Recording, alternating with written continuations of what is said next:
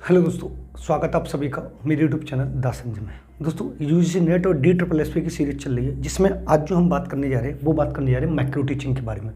अभी मैं क्या कर रहा हूँ, मैं आपको वो वाले टॉपिक पढ़ा रहा हूँ जो कंपलसरी नेट में आते ही आते हैं। तो इससे पहले वाली वीडियो जो मैंने पढ़ाई वो आपको ज़रूर देखनी चाहिए, जिसमें मैंने बहुत इंपॉर्टेंट पार्ट पढ़ाया है। आज की वीडियो में जो हम बात करने वाले वो बात करने वाले माइक्रो टीचिंग किसे कहते हैं, इसके बारे में जानेंगे। माइक्रो टीचिंग के जनक कौन है, माइक्रो टीचिंग का विकास कहाँ हुआ और ये किस विश्वविद्यालय में लाई गई, ये वाली बात करेंगे। यहाँ पर पूरी माइक्रो टीचिंग को एक वीडियो में खत्म करने की पूरी कोशिश करेंगे। सबसे पहले जो हम बात करेंगे दोस्तों, वो बात करेंगे इसके जनक कौन है। अब इसके जनक की जब हम बात करेंगे दोस्तों यहाँ पर, तो इसके जो जनक हैं वो एक तो हैं W. एलन, इनके सहयोगी हैं कीच एचिसन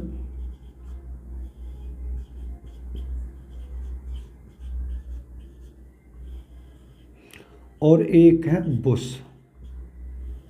ये इसके सहयोगी। अगर वो आपसे पूछे कि माइक्रो टीचिंग के जनक कौन है, तो W. एलन और कीच एचिसन और बुश माने जाते हैं। लेकिन वो आपसे ये पूछता है कि वास्तविक जनक कौन है, तो आपको बताना वास्तविक जो जनक है इनके वो W. एलन है। अगर आपसे पूछे वास्तविक जनक कौन है तो W. एलन बताना है। अब उसके बाद इसका जो विकास हुआ था वो आपको, अगर विकास की बात करता है तो इसका विकास कब हुआ था, तो आपको बता देना स्टैनफोर्ड विश्वविद्यालय में हुआ था। स्टैनफोर्ड विश्वविद्यालय में हुआ था। कौन सी ईयर में, तो आपको बता देना 1961 में हुआ था। अब ये वाली जो मैंने आपको बात है यहाँ पर लिखवाई, ये मैंने जो आपको बात लिखवाई ये किस में लिखवाई है, ये वाली बात जो मैंने लिखवाई वो लिखवाई विश्व में। यानी वो आपसे ये पूछेगा विश्व में माइक्रो टीचिंग के जनक कौन है, तो आपको बता देना है W. एलन, कीच एचिसन, बुश। लेकिन वास्तविक जनक पूछे तो आपको बता देना W. एलन है। क्लियर बात है।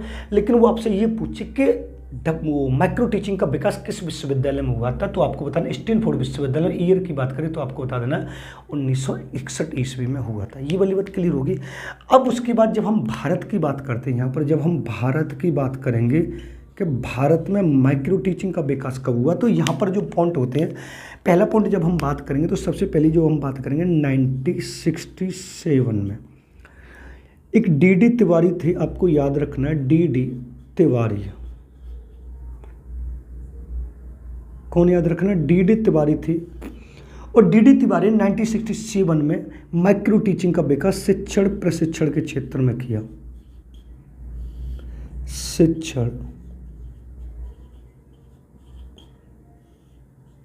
प्रशिक्षण में प्रयोग किया। अगर ये पूछे D.D. तिवारी ने 1967 में माइक्रो टीचिंग का विकास किसके क्षेत्र में किया है, तो आपको बता देना शिक्षण प्रशिक्षण के क्षेत्र में। फिर उसके बाद जब सेकंड नंबर पर आते हैं तो 1974 में पासी और शाह ने सूक्ष्म शिक्षण का प्रयोग जो है वो किस क्षेत्र में किया था, प्रकाशन के क्षेत्र में किया था। प्रकाशन के क्षेत्र में प्रयोग किया। अगर आपसे ये पूछे कि पासी और शाह ने माइक्रो टीचिंग का प्रयोग किस क्षेत्र में किया, तो आपको बता देना है प्रकाशन के क्षेत्र में। किस ईयर में किया था, 1974 में हुआ था। अब अगर वो पूछे भारत में माइक्रो टीचिंग का वास्तविक जनक कौन है, माइक्रो टीचिंग का वास्तविक जनक कौन है, तो भारत में जो माइक्रो टीचिंग का जो वास्तविक जनक माना जाता है वो माना जाता है पासी और शाह को माना जाता है। दो तरीके से क्वेश्चन पूछेगा दोस्तों यहाँ पर। वो आपसे ये वाली बात पूछेगा कि माइक्रो टीचिंग के विश्व में जनक कौन है, आपको बता देना है W. एलन, कीच एचिसन, बुश है। इसका विकास कब, 1961 में स्टैनफोर्ड विश्वविद्यालय में इसका विकास हुआ। ये वाली बात आपको अच्छे से क्लियर से पता होना चाहिए। अब उसके बाद वो भारत की जब बात करेगा तो 1967 में D.D. तिवारी नामक एक साइकोलॉजिस्ट आया था और उसने शिक्षण प्रशिक्षण के क्षेत्र में माइक्रो टीचिंग का प्रयोग किया। फिर उसके बाद 1974 में पासी और शाह ने प्रकाशन के क्षेत्र में माइक्रो टीचिंग का प्रयोग किया। लेकिन आपसे ये वाली बात पूछे भारत में माइक्रो टीचिंग का वास्तविक जनक किसको माना जाता है, तो आपको बता देना वास्तविक जनक जो पासी और शाह को माना जाता है। ये वाली बात क्लियर होगी। अब उसके बाद जब हम नेक्स्ट आते हैं तो यहाँ पर एक और पॉइंट हमें देखना पड़ेगा, जो हमारा नेक्स्ट पॉइंट होगा 1978 में इंदौर विश्वविद्यालय में, कौन से में, इंदौर विश्वविद्यालय में राष्ट्रीय प्रायोजना का विकास किया गया, माइक्रो टीचिंग से संबंधित राष्ट्रीय प्रायोजना का विकास किया गया।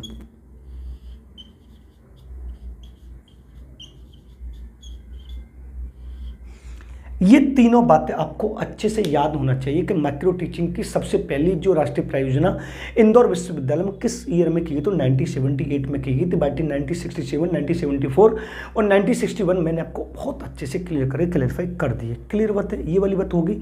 अब उसके बाद यहाँ पर हम आपसे ये पूछ सकता है कि विश्व में माइक्रो टीचिंग कैसा शिक्षण था, तो आपको ये वाली बात बता देना भारत में माइक्रो टीचिंग कैसा था।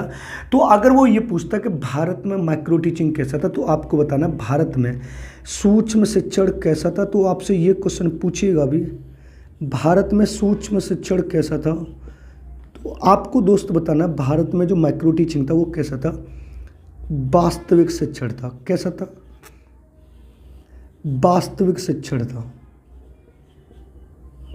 अगर आपसे ये पूछे विश्व में, यानी विश्व की बात कर रहा है तो अमेरिका की बात करेगा, एक बार ध्यान रखना चाहिए कि अमेरिका में स्टैनफोर्ड विश्वविद्यालय था। अब अमेरिका में माइक्रो टीचिंग कैसा था, तो आपको बता देना अवास्तविक शिक्षण था। कैसा था, अवास्तविक शिक्षण था। ये वाली बात आपको अच्छे से पता होनी चाहिए। और ये वाला जो क्वेश्चन है ना, ये कई बार पूछा गया है कि भारत में माइक्रो टीचिंग को कैसा शिक्षण माना जाता है, तो आपको बता देना वास्तविक शिक्षण माना। अब ये वास्तविक वाली कहानी है, इसको मैं अभी आगे बताऊंगा आपको, वास्तविक वाली कहानी को मैं आगे बताता हूँ। क्लियर बात है।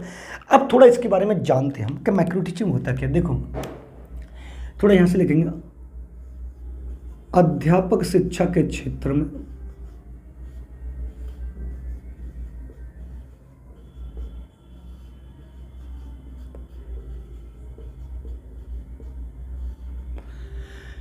में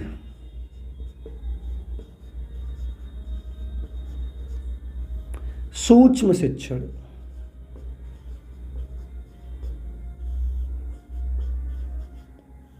एक नया कौशल है, एक नया आयाम है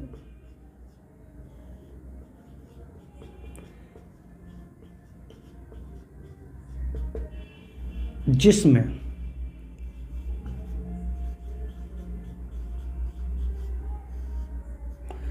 अध्यापक व छात्र के व्यवहार में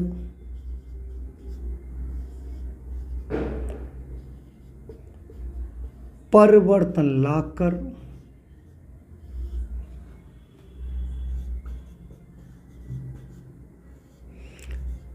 निम्न कौशलों का विकास किया जाता है।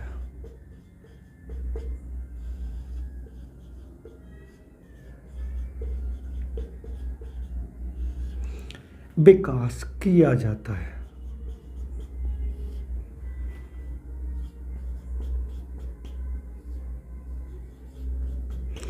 अब बात यहाँ पर ये समझ नहीं आ रही कि माइक्रो टीचिंग जो होता है वो अध्यापक शिक्षा के क्षेत्र में एक नया है, लेकिन इसको लाने का मेन जो रीजन था, जो छात्र अध्यापक और जो अध्यापक होते हैं उनके व्यवहार में संशोधन करेगा, परिवर्तन लाके कुछ कौशलों का विकास करना था। तो यहाँ पर हमें 3 कौशलों का विकास करना है। अब वो कौन से कौशल थे, तो पहला था ज्ञान का विकास, दूसरा आपको बताना कौशलों का विकास,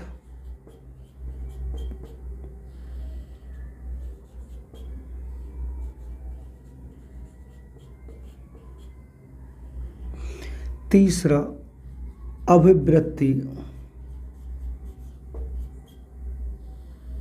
या दृष्टिकोण का विकास।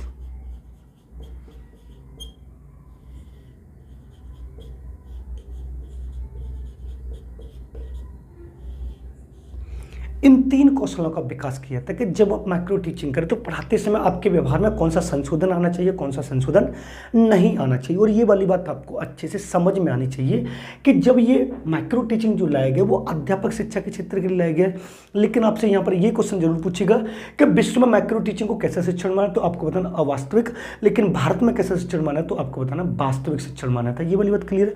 लेकिन यहाँ पर अध्यापक 2 प्रकार का होता है, ये वाली बात आपको अच्छे से समझ में आनी है कि जो अध्यापक होता है वो 2 प्रकार का होता है। तो नोट डाल के यहां पर पढ़ेंगे आप।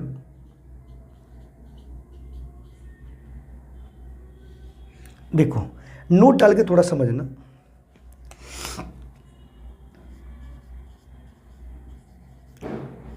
सूक्ष्म शिक्षण, सेवा पूर्व प्लस सेवाकालीन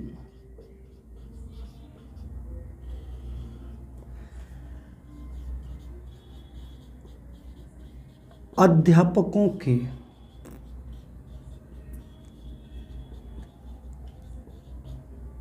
प्रशिक्षण से संबंधित है। अब बात यहां पर ये हो कि जो माइक्रो टीचिंग होती है वो सेवा पूर्व अध्यापक से संबंधित होती है, सेवाकालीन अध्यापक से संबंधित होती है। अब आपके दिमाग में ये वाली बात आ रही हो कि सेवा पूर्व अध्यापक कौन से होते हैं, तो थोड़ा इनको समझेंगे।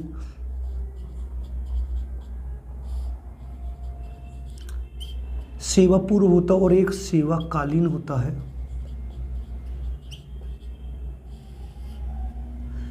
अब जो सेवा पूर्व जो अध्यापक होते हैं, मान लीजिए आप बीएड कर रहे हैं, बीटीसी कर रहे हैं, डीएलएड कर रहे हैं, तो आप कौन से अध्यापक कहलाएंगे, तो आप B Ed comma BTC comma D El Ed. सेवाकालीन मतलब आप जॉब आपकी लग चुकी है, आप जॉब में जा चुके हैं। तो जब नए नए कोर्स जो लॉन्च किए जाते हैं, नए नए कोर्सों को लॉन्च करने के लिए, उनका प्रशिक्षण देने के लिए माइक्रो टीचिंग को भी लाया जाता है और मैक्रो टीचिंग को भी लाया जाता है और रिफ्रेशर और ओरिएंटेशन कोर्स को भी लाया जाता है। ये वाली बात आपको अच्छे से समझ में आनी चाहिए। अब आपसे ये पूछेगा माइक्रो टीचिंग होती है वो किस प्रकार के शिक्षण की व्यवस्था करती है, तो मैंने यहाँ पर आपको दोस्त ये वाली बताइए कि सेवा पूर्व और सेवाकालीन अध्यापकों के प्रशिक्षण की जो व्यवस्था की जाती है वो किस स्किल में की जाती है, वो माइक्रो टीचिंग में की जाती है। ये वाली बात क्लियर होगी। अब थोड़ा यहाँ पर एक परिभाषा की बात कर लेते हैं। अगर आपसे वो पूछ लेता है तो हम बात कर ले रहे हैं, डेफिनेशंस की बात कर रहे हैं। तो सबसे पहले जो हम बात करेंगे वो बात करेंगे बीएम शोर की। किसकी बात करेंगे, बीएम शोर की।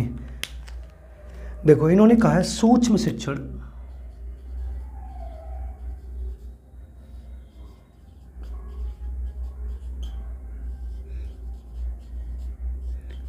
कम समय में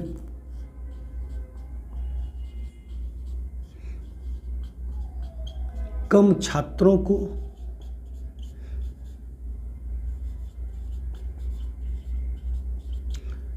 प्रशिक्षण देने की प्रविधि है।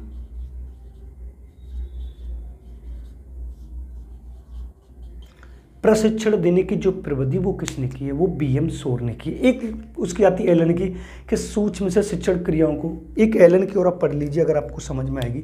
दूसरी जो हम पढ़ लेते हैं वो एलन की पढ़ लेते हैं। जो एलन मैंने ऊपर लिखे हैं डब्ल्यू एलन, सूक्ष्म शिक्षण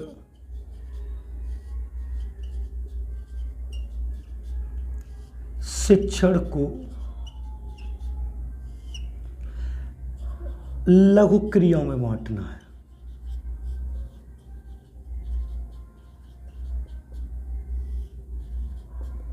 लघु क्रियाओं में बांटना है।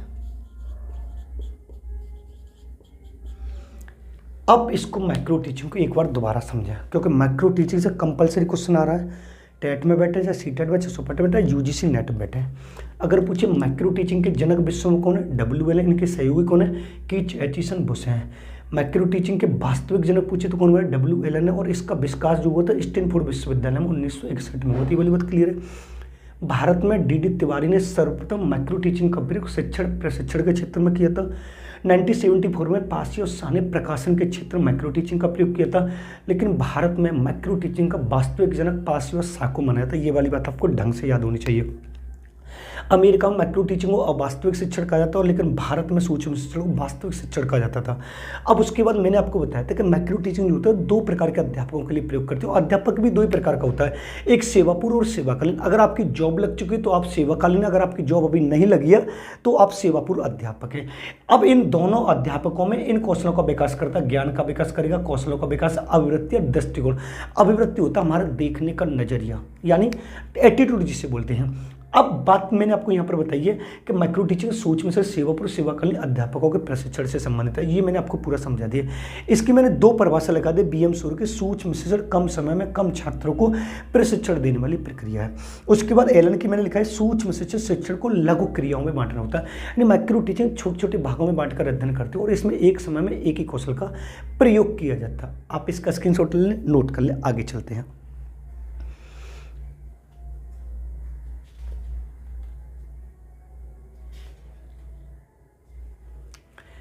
स्क्रीनशॉट ले लिए। अब चलते हैं हम माइक्रो टीचिंग की विशेषताएं।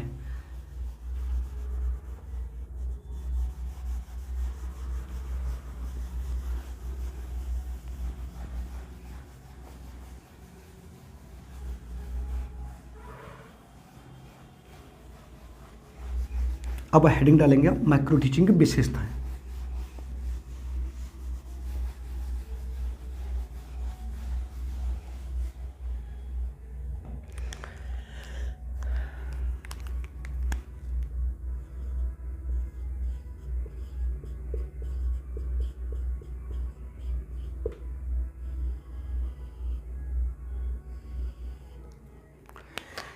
अब इसमें पहला पॉइंट लिखेंगे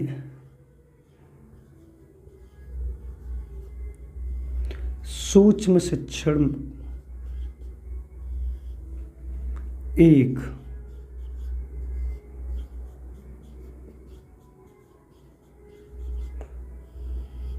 वास्तविक शिक्षण है। आप नोट करते चलिएगा साथ ही साथ में। दूसरा पॉइंट लिखेंगे इसमें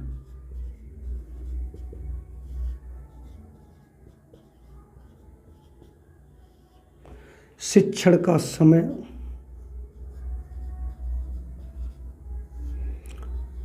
5 से 10 मिनट होता है।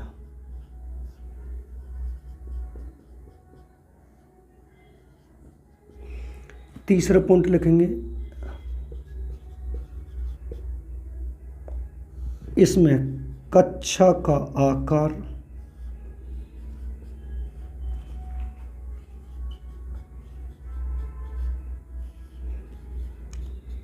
छोटा होता है। नेक्स्ट देखेंगे इसमें छात्रों की संख्या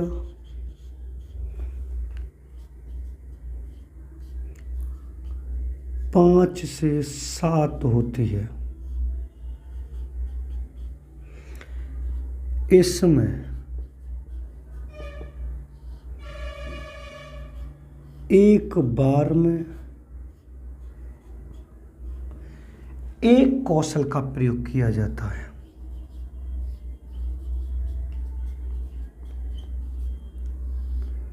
एक कौशल का प्रयोग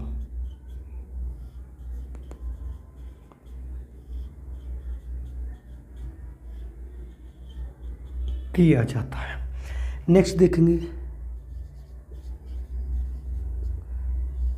इसमें शिक्षण को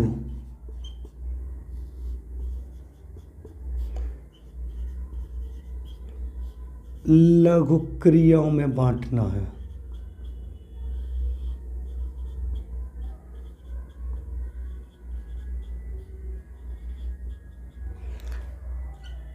सूक्ष्म शिक्षण को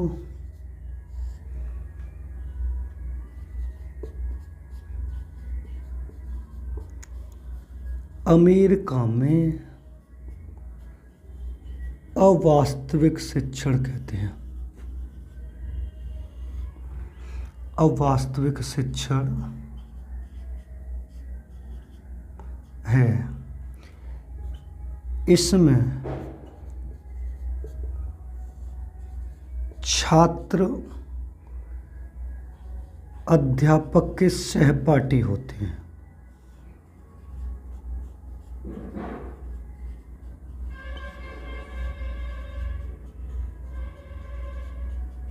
कौन होते हैं? सहपाठी होते हैं। आप इसको नोट कर सकते हैं।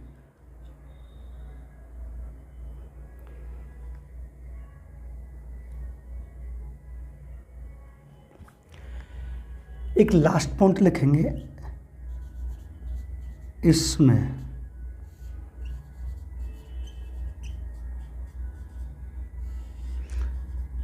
व्यक्तिगत प्रशिक्षण दिया जाता है।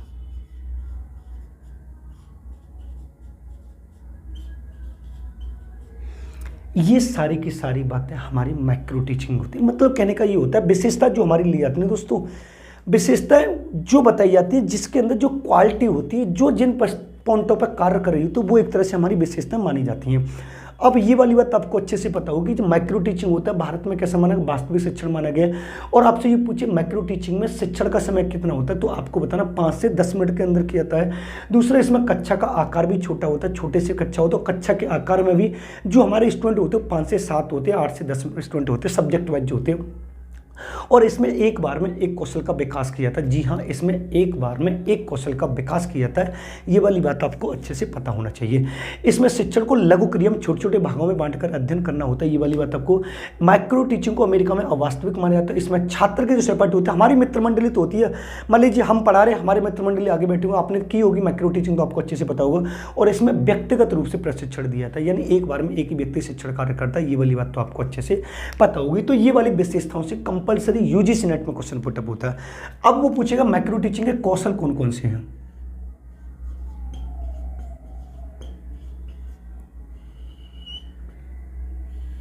कौशल कौन कौन से हैं, देखो अब कौशल पढ़ेंगे हम, तो पहला हमारा जो कौशल आएगा वो हमारा पहला कौशल होगा प्रस्तावना कौशल।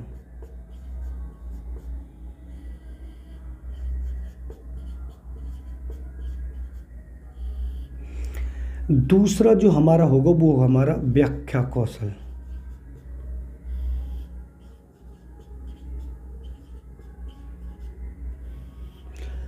उसके बाद हमारा होगा प्रश्नोत्तर कौशल।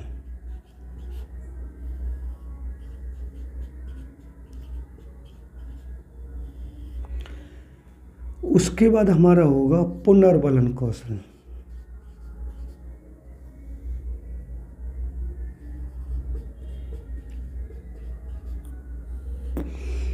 उसके बाद हमारा होगा श्यामपट कौशल।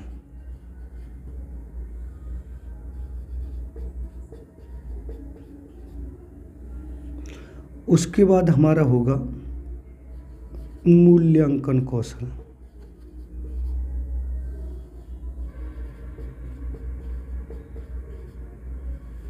और उसके बाद हमारा होगा गृह कार्य कौशल।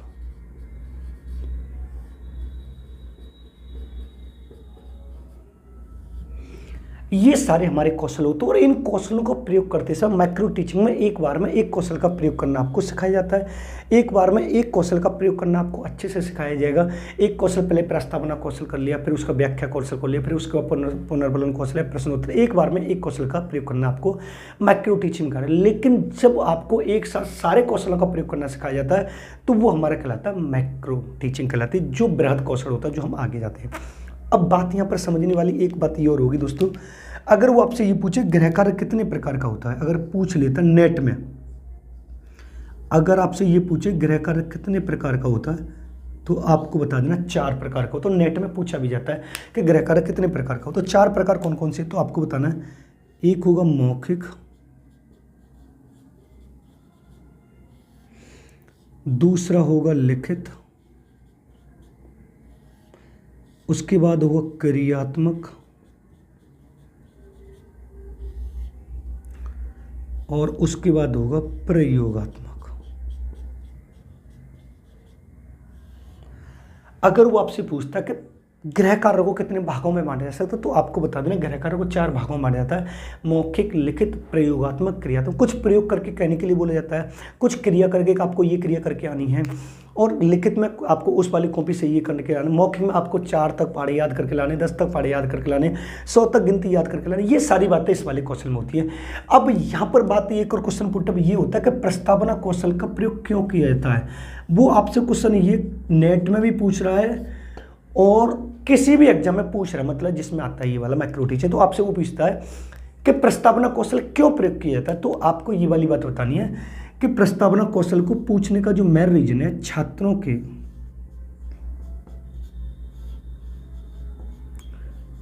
पूर्व ज्ञान को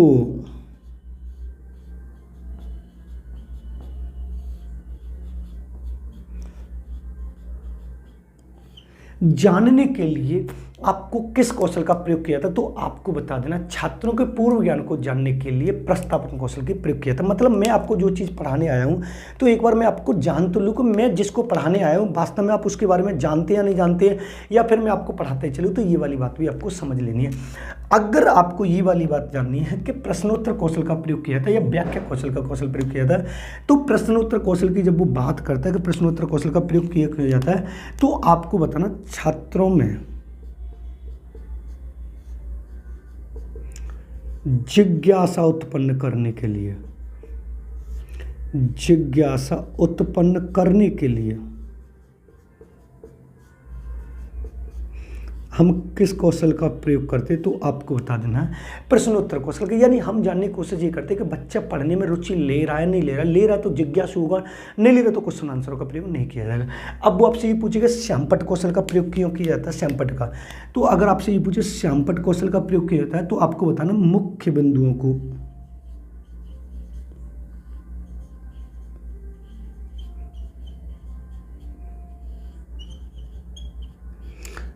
बिंदुओं को दर्शाने के लिए,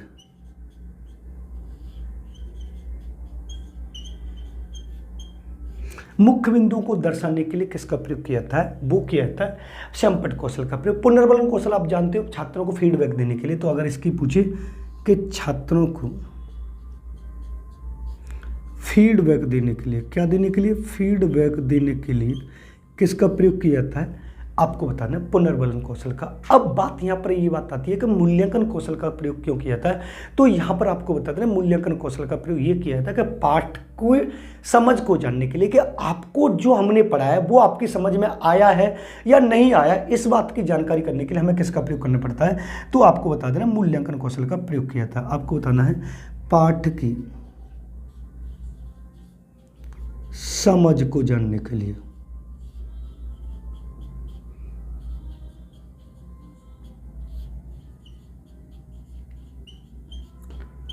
अब आपकी समझ में कितना आया कितना नहीं आया ये तो मुझे मूल्यांकन कौशल के द्वारा पता चलेगी ना, कि आपको पता नहीं पता। और गृह कार्य कौशल का प्रयोग क्या किया था कि पाठ्य को छात्रों के जीवन से संबंधित रखने के लिए। तो यहाँ पर अगर आपसे ये पूछे कि गृह कार्य कौशल का प्रयोग कितने प्रकार का, 4 प्रकार का होता है, लेकिन वो आपसे पूछे गृह कार्य का प्रयोग क्यों किया था, तो आपको बता देना है पाठ्य को छात्रों की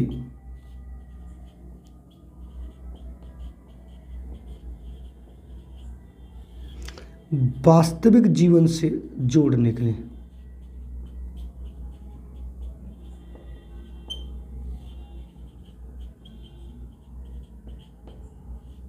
वास्तविक जीवन से जोड़ने के लिए किसका प्रयोग किया था, तो आपको बता देना किसको बोला, मूल्यांकन कौशल का प्रयोग किया था, गृह कार्य कौशल का प्रयोग किया था। मतलब मैंने आपको होमवर्क दे दिया, जो मैंने आज आपको पाठ पढ़ाया तो उससे संबंधित आप घर पर जाकर भी उस पाठ्यक्रम को पढ़ेंगे, एक बार चैप्टर को पढ़ेंगे तो आपके जीवन से संबंधित जुड़ जाएगा।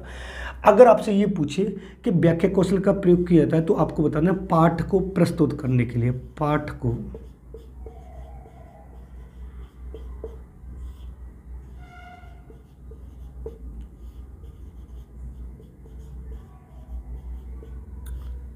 पाठ को प्रस्तुत करने के लिए किस कौशल का प्रयोग किया था, व्याख्या कौशल का प्रयोग किया जाता है। ये आपको पूर्ण रूप से अच्छी तरह समझ में आ गया होगा। और मैंने आपको ये वाली बात बता दी है। यहाँ पर एक बात ये और समझ लेनी है कि वो एक तो ये पूछेगा कि पाठ्यक्रम में इसमें शिक्षण का समय कितना होता है, तो आपको बता देना 5 से 10 मिनट होता है। कभी कभी 6 से 8 भी दे सकता है, 7 से 9 भी दे सकता है, 5 से 7 भी दे सकता है। यानी एक ऐसा ऑप्शन ऐसा होगा जो 10 से कम वाला होगा, राइट आंसर उसको लगा देना है। अब दूसरा ये पूछा है इसमें जो छात्रों की संख्या कितनी होती है, तो आपको बता देना 5 से 7 होती है। लेकिन इसमें एक बार में एक कौशल का प्रयोग किया था, ये वाली बात आपको अच्छे से याद रखनी है। यानी सूक्ष्म शिक्षण जो होता है, माइक्रो टीचिंग जो होता है, वो पाठ्यक्रम को या शिक्षण को छोटे छोटे भागों में बांटकर अध्ययन करता होता है। लेकिन आपसे ये पूछे कि इसमें शिक्षण का समय कितना होता है, तो 10 से कम जो ऑप्शन होगा, 6 से 8 हो, 5 से 7 हो, 8 से 10 हो, 10 से ऊपर नहीं जाएगा, राइट आंसर वो लगाना है। छात्रों की संख्या कितनी होगी, 5 से 7, 6 से 8, 4 से 5 ऐसी होगी। और माइक्रो टीचिंग में एक बार में कितने कौशलों का प्रयोग किया था, तो आपको बताना एक बार में एक कौशलों का प्रयोग किया था, जो मैंने आपको ये पूरा डिटेल में बता दिया। और ये भी बता दिया कौन से कौशल का प्रयोग किसके लिए प्रयोग किया था। लेकिन वो ये पूछेगा कि भारत में माइक्रो टीचिंग कैसा शिक्षण है, आपको बता देना भारत में माइक्रो टीचिंग कैसा शिक्षण है, तो आपको बता देना वास्तविक शिक्षण है। कैसा शिक्षण? वास्तविक शिक्षण है। लेकिन अमेरिका में कैसा शिक्षण है? तो आपको बता देना, अमेरिका में अवास्तविक शिक्षण। क्योंकि अमेरिका में अवास्तविक शिक्षण कैसे है उसकी भी जानकारी मैं आपको बहुत अच्छे तरीके से बताऊंगा। अभी वास्तविक और अवास्तविक क्यों, अभी आप इसको नोट कर लीजिए, फिर चलते हैं हम आगे। माइक्रो टीचिंग का चक्कर। अब माइक्रो टीचिंग का चक्कर कौन सा होता है इसके बारे में तो थोड़ा हमें समझना है, तो आप इसको नोट कर लीजिए, आप स्क्रीनशॉट ले सकते हैं इसको, ठीक है। अब चलते हैं आगे।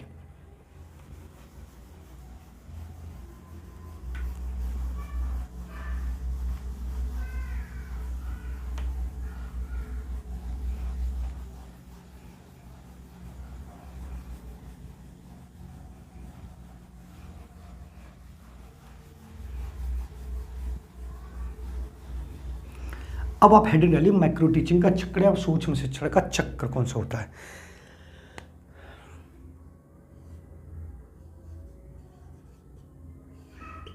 देखो चक्र में क्या होता है, सबसे पहले जो हम बनाते हैं वो बनाते हैं दोस्तों हम पाठ्य योजना।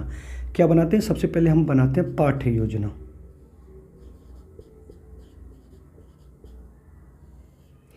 उसके बाद हम क्या करते हैं दोस्तों, फिर उसके बाद करते हैं हम शिक्षण करते हैं। क्या करते हैं? शिक्षण करते हैं। फिर उसके बाद हमें क्या मिलता है? फिर उसके बाद हमें मिलता है दोस्तों मूल्यांकन,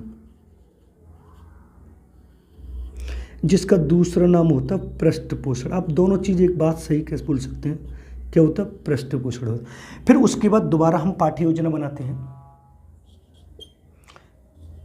पुनः पाठ्य योजना।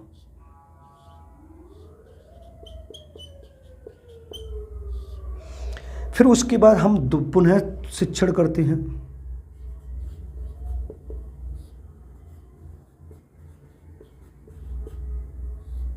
फिर उसके बाद हमें पुनः पृष्ठपोषण मिलता है।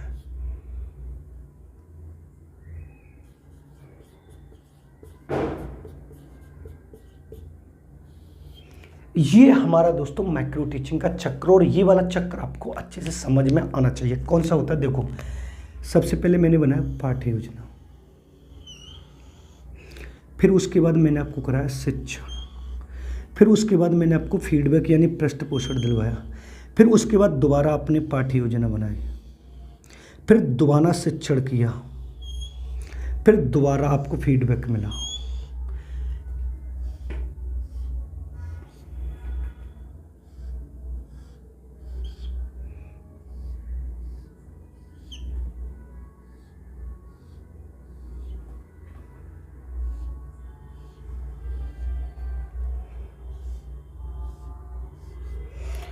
अब ये वाला चक्र आपको अच्छे से याद होना चाहिए। सूक्ष्म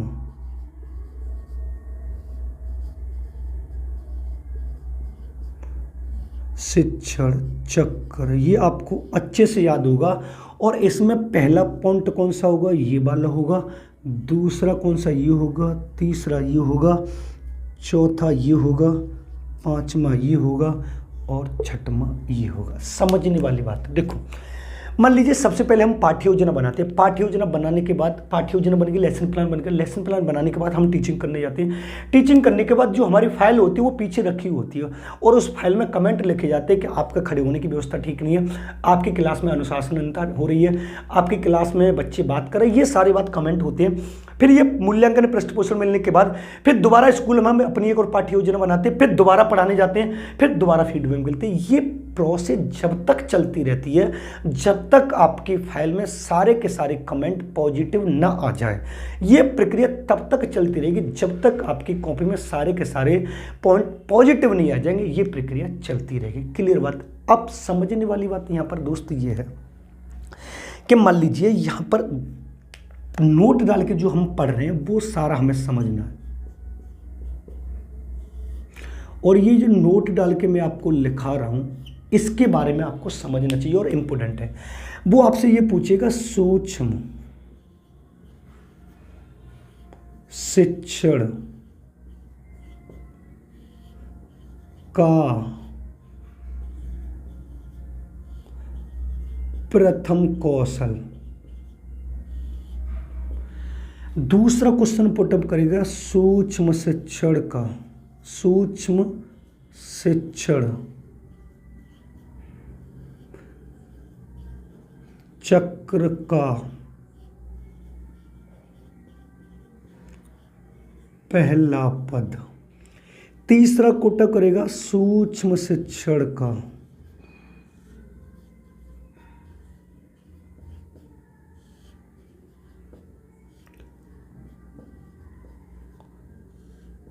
प्रथम सोपान। ये तीनों के तीनों पॉइंट अलग हैं, एक मन समझ लेना। और इन तीनों में से क्वेश्चन बहुत अच्छे तरीके से पूछता है। अब उसने पूछा सूक्ष्म शिक्षण का प्रथम कौशल, तो अभी मैंने जस्ट 5 मिनट पहले आपको पढ़ाया था माइक्रो टीचिंग का पहला कौशल प्रस्तावना कौशल। तो आपको कौन सा लगाना है, तो आपको बताना प्रस्तावना कौशल।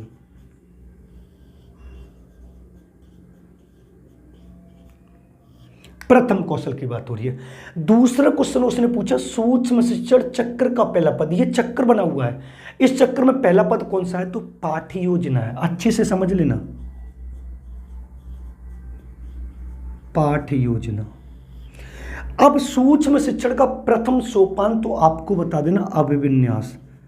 अभिविन्यास को क्या बोलते हैं, इंट्रोडक्शन या जानकारी देना।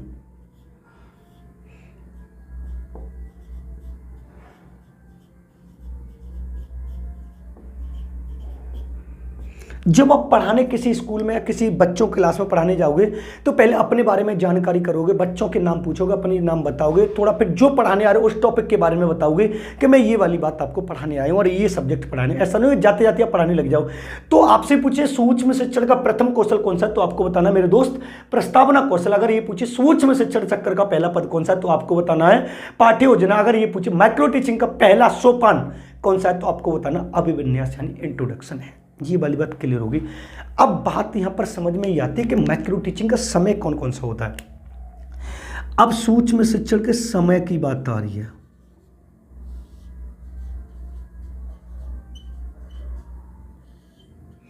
सूक्ष्म शिक्षण का समय कौन कहां पर कितना है।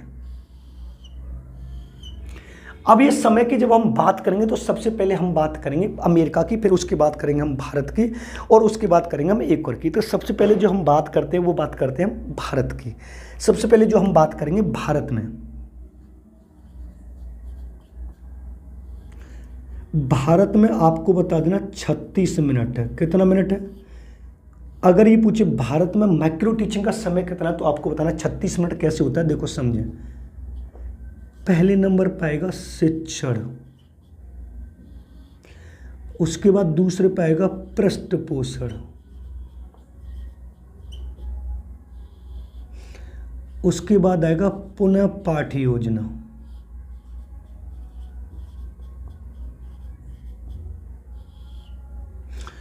उसके बाद आएगा पुनः शिक्षण,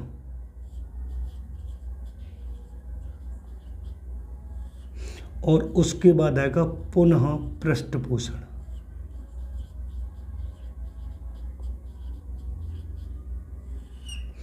अब इनके मिनट की बात करते तो दोस्तों इसका जो मिनट है वो है 6 मिनट। इसके मिनट की बात करेंगे तो इसका मिनट है 6 मिनट। इसके मिनट की बात करेंगे तो 6 मिनट। इसके मिनट की बात करेंगे, नहीं सॉरी, इसके है 12 मिनट, 12 मिनट। इसके मिनट की बात करेंगे तो 6 मिनट, और इसके मिनट की बात करेंगे तो 6 मिनट। टोटल हमारा कितना हो रहा है, 36 मिनट हो रहा है। अब आपके दिमाग में ये वाली बात आ रही हो कि सर आपने यहाँ तो 5 लिखा है और यहाँ पर 6 चक्कर बना दिए, तो पहला पॉइंट जो मैंने यहाँ पर शिक्षण लिखा है, सर आपने यहाँ पर पाठ्य योजना क्यों नहीं लिखा। तो मेरे दोस्त एक लेसन प्लान तो हम घर से बना के ले जाते हैं ना, एक लेसन प्लान तो हम घर से बना के ले जाते हैं और डायरेक्ट टीचिंग करने जाते हैं, और एक लेसन प्लान हम कॉलेज में रह के बनाते हैं। तो पहला एक लेसन प्लान तो हम घर से बना के लेके आ रहे हैं ना, तो ये आपको बता देना। देखो पहला शिक्षण का समय 6 × 12 = 24 और 36 हो गया, ठीक क्लियर बात है।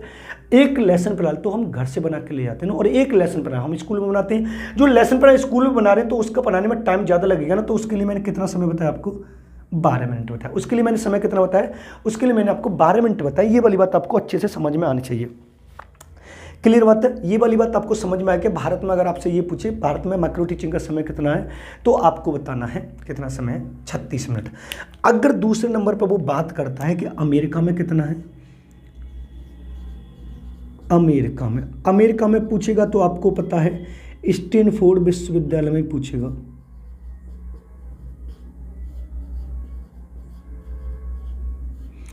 तो आपको बता देना 45 मिनट है।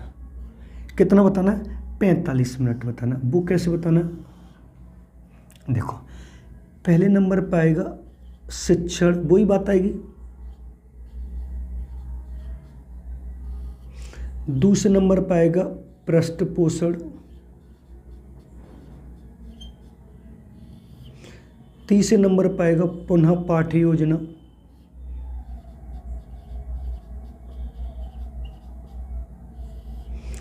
फिर उसके बाद आएगा फोर्थ नंबर पर आएगा पुनः शिक्षण।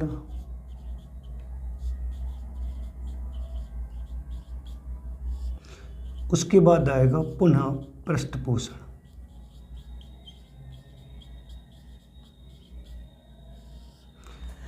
इसका जो समय होता है वो होता है 5 मिनट।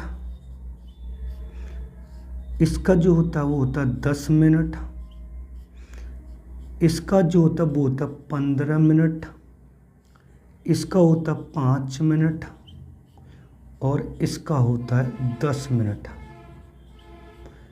टोटल हमारा कितना हो रहा है? वो हो रहा है हमारा 45 मिनट। वो आपसे क्वेश्चन यही पूछेगा कि मान लीजिए अमेरिका के स्टैनफोर्ड विश्वविद्यालय में कितना समय, तो आपको बताना है 45 मिनट। अगर भारत में पूछे तो आपको बता देना है, भारत में पूछे तो आपको बता देना है 36 मिनट। अब उसके बाद एक और हम पढ़ते हैं, एक और पढ़ेंगे तो 36 मिनट के आधार पर पढ़ेंगे। किसके आधार पर पढ़ेंगे? 36 मिनट के आधार पर, 36 नहीं सॉरी 35 के आधार पढ़ेंगे, 35 मिनट के आधार पढ़ेंगे। तब तक आप इसको नोट कर लीजिए। देखो, एक और विश्वविद्यालय के नाम से पढ़ लेते हैं हम। उल्स्टर है, उल्स्टर।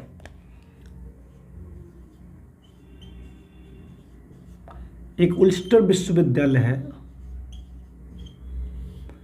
इसने माइक्रो टीचिंग का जो समय माना गया वो माना 35 मिनट। कितना माना? 35 मिनट माना। अब उसने 35 मिनट कैसे माना इसके बारे में थोड़ा जानकारी कर लेते हैं। तो उसने पहले नंबर पर मांगना शिक्षण, दूसरे नंबर पर माना है उसने पृष्ठ पोषण,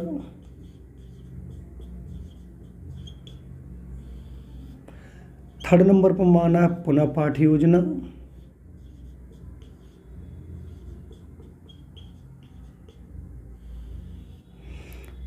फिर उसके बाद माना उन्होंने पुनः शिक्षण और फिर उसके बाद उन्होंने माना पुनः पृष्ठ पोषण। पुनः पृष्ठ पोषण, आप इसको नोट करिए थोड़ा। पुनः पृष्ठ पोषण माना है। अब उसके बाद यहां पर जब हम बात करते तो इसका समय माना 15 मिनट, इसका समय माना 7 मिनट, इसका समय माना है 45 मिनट है। कितना समय? 45 मिनट। इसका समय माना 8 मिनट, इसका समय माना है 15 मिनट,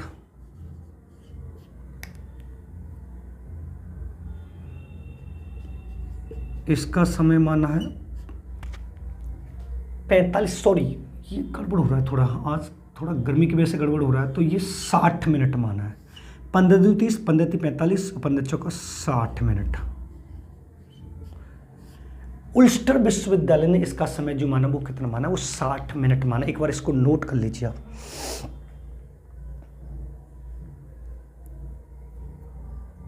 एक बार आप इसको नोट कर लीजिए, ठीक है।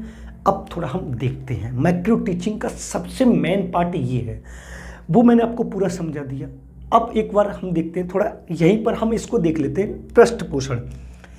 यहीं पर थोड़ा आप यहाँ पर थोड़ा देख लेना, यहीं पर मैं लिख दे रहा हूँ कि पृष्ठ पोषण कौन कौन देता है। सूक्ष्म शिक्षण में पृष्ठ पोषण, सूक्ष्म शिक्षण में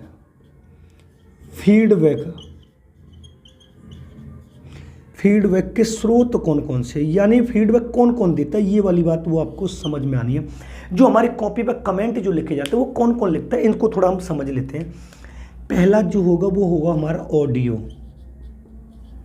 दूसरा जो होगा वो होगा हमारा वीडियो, तीसरा जो होगा वो हमारा होगा टीचर, उसके बाद हमारा होगा प्रधानाचार्य, और उसके बाद होगा मित्र मंडली। मित्र मंडली, अब इसके बारे में थोड़ा समझना पूर्ण रूप से। अब मैं आपको वो भी बता दूंगा कि मैक्रो टीचिंग को वास्तविक शिक्षण और अवास्तविक शिक्षण क्यों कहा जाता है। ये आपको पूरा मैंने समझा दिया था, इसका लेसन प्लान पूरा पढ़ा दिया, इसका सूक्ष्म शिक्षण का चक्र मैंने आपको पूरा पढ़ा दिया था। उसके बाद मैंने आपको बता दिया मैक्रो टीचिंग का प्रथम कौशल कौन सा, प्रस्तावना कौन सा, मैक्रो टीचिंग चक्र का पहला पद कौन सा, पाठ्य योजना, मैक्रो टीचिंग का पहला सोपान कौन सा है, तो आपको बताना अभिविन्यास इंट्रोडक्शन कहलाता है। अब उसके बाद वो आपसे ये पूछे कि भारत में माइक्रो टीचिंग का समय कितना माना गया है, तो आपको बताना 36 मिनट माना गया। कितना माना गया? 36 मिनट, जो ये लिखा हुआ है। अब वो इस तरीके से नहीं पूछेगा, तो इस तरीके से पूछे शिक्षण का समय 6 मिनट, पृष्ठपोषण आपके दिमाग में आ रहा होगा सर आपने इधर 6 लिखे इधर 5 लिखे, तो एक लेसन प्लान तो हम अपने घर से बना के ले जाते हैं। अमेरिका के स्टैनफोर्ड विश्वविद्यालय में माइक्रो टीचिंग का समय कितना माना गया, तो 45 मिनट माना गया, वो आपको ऐसे बता देना है। अगर उल्स्टर विश्वविद्यालय में अगर माइक्रो टीचिंग का समय पूछे तो आपको बताना है 60 मिनट माना गया। 15, 7, 8, 15 मिनट होता है, ये वाली बात के लिए। अब माइक्रो टीचिंग में फीडबैक यानी हमारी कॉपी पर जो कमेंट लिखे जाते हैं ये कौन लिखता है, ये कौन कौन स्रोत देते फीडबैक देने वाले, तो ऑडियो और वीडियो की बात करते हो। सबसे पहले अमेरिका के स्टैनफोर्ड विश्वविद्यालय में 1961 में जब माइक्रो टीचिंग की शुरुआत की गई थी, तो वहां पर क्या हुआ था कि सबसे पहले ऑडियो को रिकॉर्ड किया जाता था। मतलब एक टेप रिकॉर्डर हुआ करता था, तो टेप रिकॉर्डर के आधार पर मैं जो आपको पढ़ा रहा हूँ वो उसको मैं रिकॉर्ड करता था। रिकॉर्ड करने के बाद फिर मैं उसको सुनता था। अब ये सुनने के बाद मुझे ऐसा लगता था कि मेरी आवाज़ धीमी हो रही है, तेज हो रही है, समझ में नहीं आ रही, भरभर आ रही है, ये सारी प्रक्रिया चलती रहती थी। अगर मेरी आवाज़ में कुछ ऐसा डाउट है तो फिर मैं दोबारा से अपनी आवाज़ को रिकॉर्ड करता था। ये ऑडियो हो गया। फिर उसके बाद वीडियो, जो मैंने एलन जो बताया था आपको, एलन ने ऑडियो का प्रयोग किया था। फिर उसके बाद जब वीडियो का आया तो उसके जो सहपाठी थे कीच, एचिसन और बुश, उन्होंने बोला कि ठीक है मान लीजिए आपकी बात ऑडियो हो रही है, लेकिन एक व्यक्ति तो कॉपी में देख के पढ़ सकता है ना, लेकिन एक टीचर का पढ़ाते समय उसकी भाव भंगिमा का तो होना बहुत जरूरी। मेरे ये जैसे हाथ चलते हैं, मैं आपको पूरी समझाने की कोशिश करता हूँ, सांकेतिक भाषा का प्रयोग करता हूँ, तो वो तो वीडियो में आना जरूरी है। तो फिर उस टाइम वीडियो टेप का भी प्रयोग किया गया। ये काम स्टैनफोर्ड विश्वविद्यालय में चला गया। लेकिन जब 1967 में डी.डी. तिवारी और 1974 में भारत में माइक्रो टीचिंग आया, तो भारत में आने के बाद इन्होंने मना कर दिया कि हम ऐसे नहीं करेंगे, हम रियल में बच्चों को बैठाएंगे सामने, हम रियल में बच्चों को सामने बैठाएंगे, और सामने बैठाने के बाद एक रियल टीचर की बात होगी जिससे उसे एहसास हो कि मैं रियल कक्षा को पढ़ा रहा हूं और मेरे सामने रियल टीचर स्टूडेंट बैठे हुए हैं। तो तब जाकर टीचर, प्रधानाचार्य, मित्र मंडली ये हमारे पीछे कमेंट लिख के जाते थे। इस वजह से माइक्रो टीचिंग को भारत में रियल टीचर, उसको में रियल टीचिंग बोला जाता है, यानी वास्तविक शिक्षण बोला जाता है, और अमेरिका में इसको अवास्तविक शिक्षण बोला जाता है। ये था दोस्तों हमारा माइक्रो टीचिंग। दोस्तों मुझे उम्मीद है मैंने आपको समझाया हुआ अच्छे तरीके से। आप चाहें इसका स्क्रीनशॉट ले लीजिए, आप एक बार इसका स्क्रीनशॉट ले लिया आपने। अगर आपको सूक्ष्म शिक्षण यानी माइक्रो टीचिंग की वीडियो पसंद आई हो तो वीडियो को लाइक करें, शेयर करें, कमेंट करें। चैनल पर नए हो तो चैनल को सब्सक्राइब कर लें, बेल आइकन ऑल को प्रेस कर लें, जिससे आने वाले वीडियो का नोटिफिकेशन आपको मिलता रहे। मिलते हैं नेक्स्ट वीडियो में। अभी जो हम पढ़ा रहे हैं यूजीसी नेट से जो वेरी इंपॉर्टेंट पार्ट और DSSS के जो आ रहे हैं उनको पढ़ा रहे हैं, क्योंकि जो ज़्यादा महत्वपूर्ण क्वेश्चन बने हम उन्हीं को पढ़ा रहे हैं। मिलते हैं नेक्स्ट वीडियो में। धन्यवाद। आप नोट कर लें, स्क्रीनशॉट भी ले सकते हैं इसका, मैंने पहले ही बता दिया आपको। स्क्रीनशॉट एक बार और ले लीजिए आप।